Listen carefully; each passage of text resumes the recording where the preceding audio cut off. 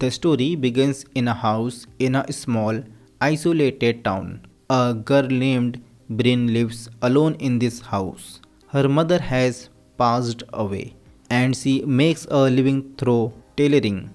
Bryn often visits the town to sell the goods she creates. On this particular day, as she steps out of her house, she notices a circular mark on her lawn. She pours water over it and then gets into her car to drive to town. On the way, she sees a boy she likes, but he doesn't pay any attention to her.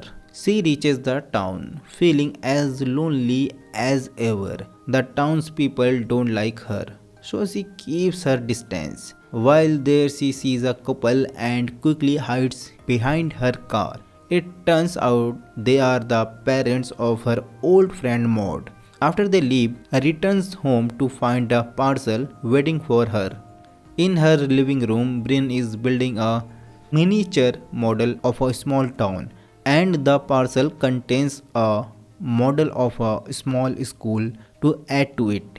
She writes a letter to her friend Maud saying, 10 years have passed without me even realizing it. I can never forgive myself. This hints at a tragic event in her past that has made the townspeople dislike her and continues to weigh heavily on her heart. Later, Bryn falls asleep, but something strange descends into her house. Lights being flickering on and off, but Bryn doesn't wake up. She is finally startled awake by a loud noise. As she heads downstairs, she notices the front door is wide open. Realizing someone or something has entered, she fears footsteps coming from the kitchen.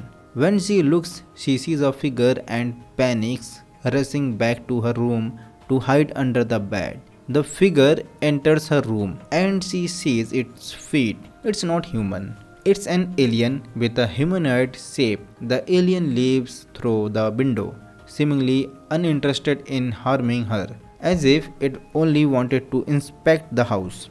Once the alien leaves, Bryn comes downstairs to close the door. Suddenly, the lights turn back on, and the TV blares loudly on its own. Bryn switches it off and tries to call for help, but the phone emits a loud, distorted noise. Before she can figure out what to do, the alien returns. Bryn tries to hide, but this time the alien spots her. In a panic, Bryn attempts to escape, but the door breaks and she hits her head in the commotion. The alien destroys her miniature town, which enrages her. Using telekinesis, the alien pulls Bryn toward itself, but she grabs a piece of wood and strikes the alien on the head, killing it. As dawn breaks, Bryn tries to call for help again, but the phone is dead. She steps outside and finds an overturned vehicle, the same one that delivered her parcel. Nearby, she sees another house in ruins with the same circular mark on its lawn as in hers. From above, it's clear there are many such circles scattered across the area. Bryn goes to the police station and sees Maud's parents. She tries to speak to them, but Maud's mother spits on her face and storms her off. Heartbroken, Bryn decides to leave town to save herself. She boards a bus but is attacked by a couple who behave strangely, with something crawling inside their throats. Bryn manages to escape and stumbles upon a grave. The gravestone belongs to her friend Maud, who died 10 years ago. Suddenly, Bryn hears the same eerie noises from the night before and sees a large group of people in a park with their hands raised. It becomes clear that the aliens are controlling the townspeople's minds through telekinesis. Bryn returns home and notices something strange emerging from the dead alien's body before it vanishes. She searches for it but finds nothing. Bryn closes all the windows and covers the broken door with a sheet. She keeps a blade nearby for safety. The aliens arrive outside her house, and laser beams from their ships draw the body of the dead alien out of the house. Bryn retreats to the basement to hide. But an alien follows her. She grabs scissors to defend herself, but the alien's telekinetic powers pull the scissors away. The alien has a photograph of Bryn and Maud, which it examines closely, giving Bryn a chance to escape. She runs upstairs and encounters a small but aggressive alien. It attacks her and she defends herself by throwing hot water at it. She hides in the bathroom, but the alien claws at the door, trying to break in. Bryn attempts to escape through the window, but the alien grabs her leg. She fights back with the mop, breaking it in the process. Using the mop handle, she stabs the alien in the shoulder and crushes its head with the wardrobe door, killing it. Bryn steps outside and sees a larger alien. Just then, the courier who delivered her parcel arrives, but his mind is under the alien's control. He begins dragging Bryn by her hair. The larger alien signals for its companions who arrive in a spaceship. Their intention is clear. They want to take Bryn with them. Bryn understands that the aliens want to take her with them. A laser beam from the spaceship descends, pushing the courier aside. The beam begins pulling him upward, but suddenly releases him. Bryn realizes that the aliens are angry with her because she killed their companion. The large alien controlling the courier starts chasing her.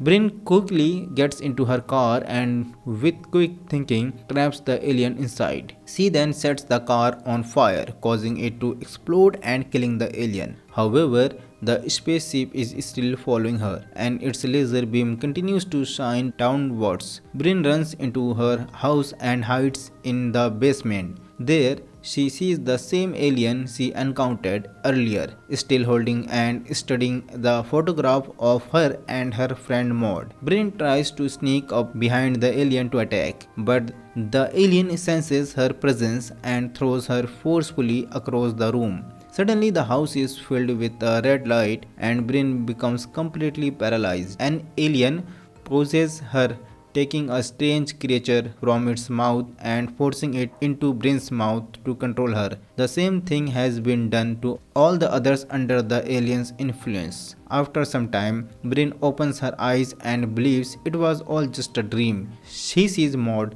the friend she misses deeply, which brings her comfort. However, Bryn soon realizes this is not a dream, but a reality created by the aliens within her mind. She remembers that Maud is actually dead. Bryn reaches for her neck, pulls out the strange creature and returns to reality. She throws the creature onto the ground. The creature begins glowing and starts to morph into a new body, a replica of Bryn. Bryn looks up at the sky, where numerous UFOs are visible, each carrying out different tasks. The aliens' lights have different purposes. Red lights paralyze humans, sky blue light shift objects or beings, and orange lights create new bodies for the aliens' creatures. The newly formed replica of Bryn attacks her, injuring her. However, Bryn uses a blade she had prepared earlier and kills her doppelganger. After some time, a sky blue beam shines on Bryn, pulling her up into the spaceship. Inside, she encounters many aliens. One alien places a finger on her forehead to scan her memories. Through Bryn's memories, the alien sees her building a miniature town with her mother, a hobby they both cherished. It was Bryn's way of honoring her mother's memory. The aliens also witness Bryn's fight with Maud from years ago. During the quarrel, Maud became angry and pushed Bryn, causing her to fall. In a moment of rage, Bryn retaliated by hitting Maud on the head with a rock, accidentally killing her. This incident caused the townspeople, especially Maud's parents, to hate her. In another memory, young Bryn is shown written a letter to Maud apologizing for what happened. Bryn had been unable to share her feelings with anyone because the entire town ostracized her. She grew up feeling completely alone. In her memories, the older Bryn appears, comforting the younger version of herself and seemingly telling her to move on, as what happened was an accident. After seeing all of this, the aliens communicate with each other through gestures. They decide to release Bryn and return her to Earth. When Brin is dropped back, she is no longer under their control and the strange creature is gone from her body. The next day, Brin appears happy and at peace, having let go of her guilt. The townspeople who once despised her now speak to her kindly. Brin suspects that these people might be under the aliens' control or that the real humans were killed and replaced by alien replicas. Despite her doubts, she attends a party where she dances with the boy she has always liked. Above her, many UFOs can be seen flying in the sky. What do you think, friends? Are the humans left on Earth truly humans, or have the aliens taken over by implanting strange creatures inside them? Please share your thoughts in the comments. We hope you enjoyed this story. So see you in the next story. Till then, bye bye. Take care.